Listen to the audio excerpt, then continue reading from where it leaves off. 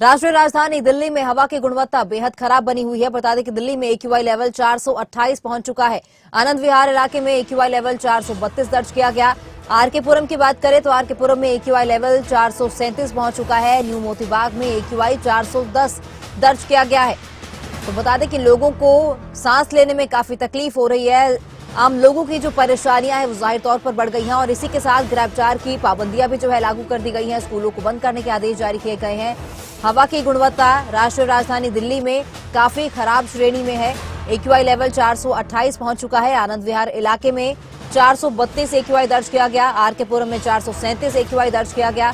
इसके साथ ही न्यू मोती बाग में भी जो है एक्यूआई 410 दर्ज किया गया है।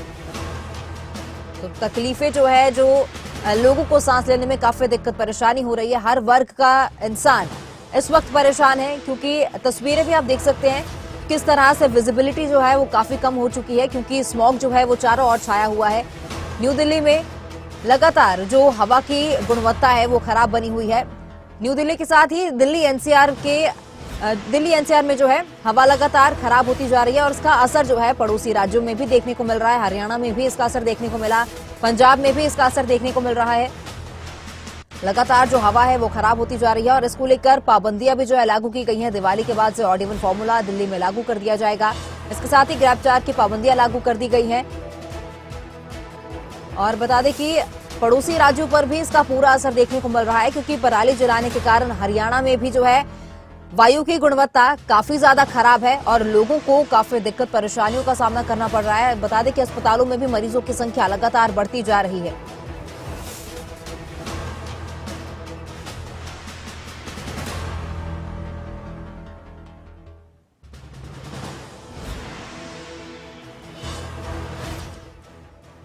तो बता दें कि ज्यादा जानकारी के लिए हमारे साथ फरीदाबाद से अनिल राठी और बहादुरगढ़ से प्रदीप हमारे संवाददाता जुड़ चुके हैं। जी प्रदीप, किस तरह की वहां पर अब स्थिति बनी हुई है क्योंकि वायु की गुणवत्ता काफी ज्यादा खराब श्रेणी में दर्ज की गई है?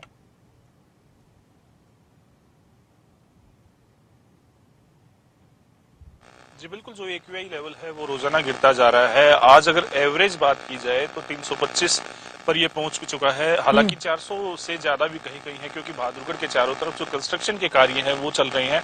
हालांकि जो पॉल्यूशन कंट्रोल विभाग है, सेंट्रल पॉल्यूशन कंट्रोल बोर्ड, उसने आदेश जारी किए हैं कि दिल्ली एनसीआर क्षेत्र में किसी भी तरह का कोई निर्माण कार्य नहीं होगा। लेकिन इसके बावजूद भी बहादुरगढ़ बाईपास पर 2 फ्लाईओवर का निर्माण चल रहा है। इतना ही नहीं, जो अंदरूनी सड़कें हैं वो टूटी हुई, जिनकी वजह से धूल जो है काफी मात्रा में उड़ती है जब वहां से वाहनों का आवागमन होता है।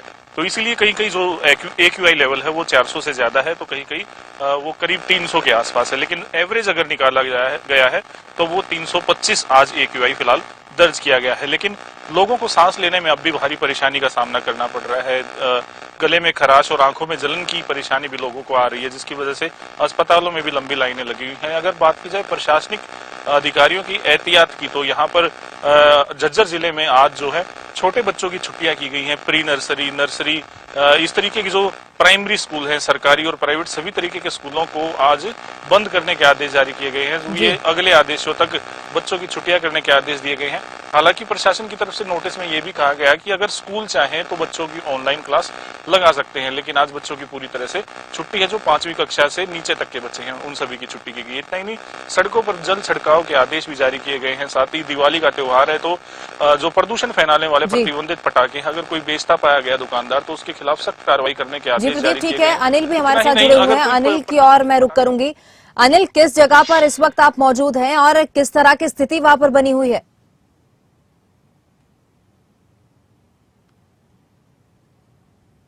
बिल्कुल तमन्ना, देखिए जिस तरीके से लगातार वायु की गुणवत्ता जो है वो खराब होती जा रही है, उसको लेकर के जो है वो खासी समस्याओं का सामना पूरे दिल्ली एनसीआर समेत हरियाणा के कई जिलों को जो है वो करना पड़ रहा है। मैं आपको दिखा देता हूं, अभी हम एक्सप्रेसवे के ऊपर जो खड़े हुए हैं, जिस एक्सप्रेसवे का निर्माण कार्य काफी जोर से चल रहा था, लेकिन सामने आप देख सकते हैं कि सामने आपको धुएं के गुब्बार जो है वो बिल्कुल दिखाई देंगे क्योंकि पूरा फरीदाबाद, हालांकि ये फॉग नहीं है और ये पॉल्यूशन का ही जो है वो पूरा एक तरीके से कह सकते हैं कि निष्कर्ष जो है वो निकला हुआ, और पॉल्यूशन के कारण ही जो है वो इस तरीके के हालात जो है वो पैदा हो चुके हैं। लगातार पूरे फरीदाबाद की चारों तरफ की बात कर जाए तो फरीदाबाद में इसी तरीके का मंजर जो है वो अलग अलग इलाकों में देखा जा रहा है।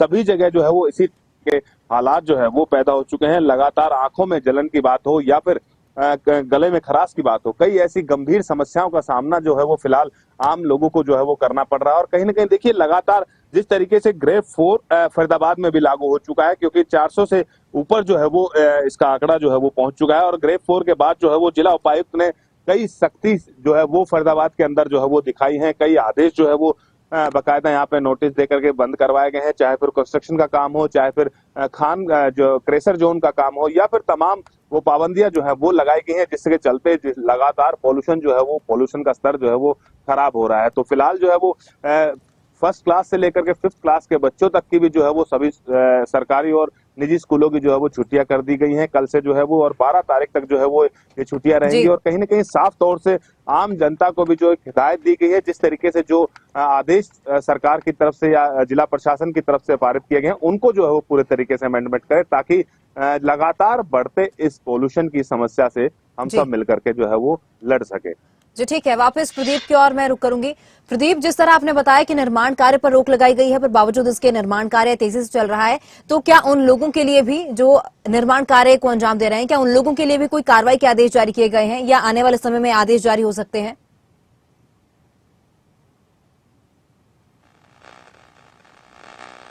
जी बिल्कुल, जो सेंट्रल पोल्यूशन कंट्रोल बोर्ड है उसकी तरफ से हिदायतें जारी की गई हैं कि किसी भी तरह का निर्माण कार्य नहीं होगा, किसी तरह की तोड़फोड़ नहीं की जाएगी, क्योंकि इसकी वजह से जो है वातावरण में धूल के कण उड़ते हैं। इतना ही नहीं, PM 2.5 और PM 10 जो पार्टिकल्स हैं वो हवा में घुलते हैं, जो लंग कैंसर तक की बीमारी के लिए काफी जो है वो खतरा पैदा कर देते हैं आम लोगों में। लेकिन इसके बचाव के लिए फिलहाल जो नगर परिषद है, नगर निकाय हैं, या फिर गांव की जो पंचायतें, उन्हें आगे आना होगा। इतना ही नहीं, जो DC महोदय हैं उनकी तरफ से अपील भी की गई है किसानों को भी, ताकि यहाँ पर पराली कोई ना जलाए। इतना ही नहीं, लोग जो है खुले में कूड़ा ना जलाए, इससे बचें, इसीलिए ये आदेश जारी किए गए हैं।